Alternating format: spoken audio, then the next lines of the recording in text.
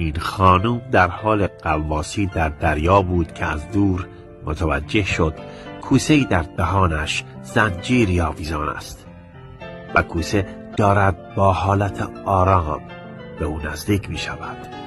زن جرأت کرد و به کوسه نزدیک شد و دست در دهان کوسه کرد و زنجیر را که به یک قلاب وصل بود از دهان کوسه بیرون آورد.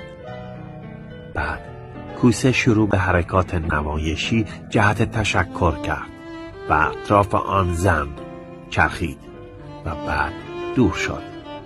بعد از 10 دقیقه مجدداً کوسه مراجعه کرد و به همراهش چند کوسه دیگر را آورد که زنجیر و قلاب در دهان داشتند و اطراف آن زن جمع شدند.